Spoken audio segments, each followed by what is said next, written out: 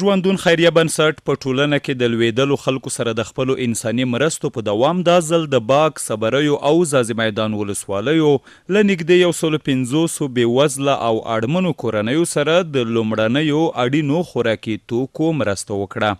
د ژوندون خیریه بنسټ په استازیتوب مولوي محمد داود وقفي وویل دوی په یادو درو ولسوالیو کې د دیني عالمانو، قومي مخورو او با احساسه ځوانانو پر مټ رڼا سروې ترسره کړي او وړ مستحق کسان یې په ګوته کړي چې نن د خپلو انساني مرستو لړۍ د دوی تر سیمو وررسوي. نوموړی زیاتوي د ایوبي الشفا روغتون روغتیایي ټیم په ذکر شوو ولسوالیو کې طبي کیمپ رامنځته او د ځایي ناروغانو وړیا درملنه یې پیل کړي. ژوندون خیریه بنسټ د هغې مالي امکاناتو په شتون کې چې الحاج اسماعیل شاه ایوبي دوی ته په لوس کې ورکړي دي د صبریو، د باک، د ځاځي میدان ولسوالیو د 150 کورنیو په شاوخوا کې د بېوسه بېکسه کورنیو د خوراکي موادو په باره کې لاسنیوی او کمک کوي.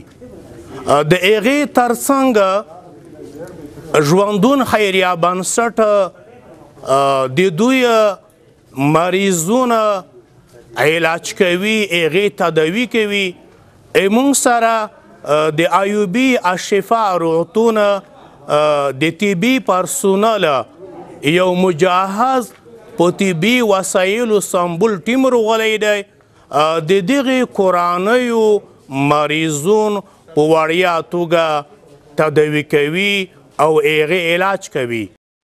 بلخوا مرسته ترلاسه کوونکي هم خوښ و چې ژوندون خیریه بنسټ ورسره تر یوه بریده د ژوند لومړنیو توکو په برابرولو کې مرسته وکړه.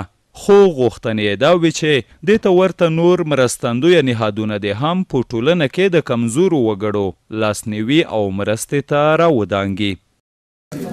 دا مرستې چې موږ ته رسیږي موږ ډېرې سترې نومې بولو او دا مرستې موږ ته کامې دي. مقصد خو شی لرو نه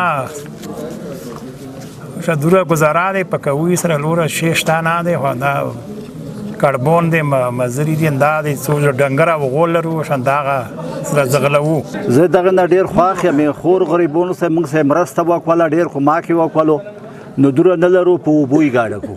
موږ دا غوښتنه لرو چې موږ سره زیاته مرسته وشي. اوس په دې خوشحاله شو چې موږ سره مرسته وشوه. موږ نور اړتیاو ته لرو چې موږ سره مرسته وشي. موږ خل ډېر بېوزله دي چې شی نه لري. د یادونې ده چې ژوندون خیریه بنسټ په پلان کې لري چې راتلونکي کې هم د خپلو مرستو لړۍ د دې ولایت بېلابېلو سیمو او لرو پرتو ولسوالیو ته وغځوي.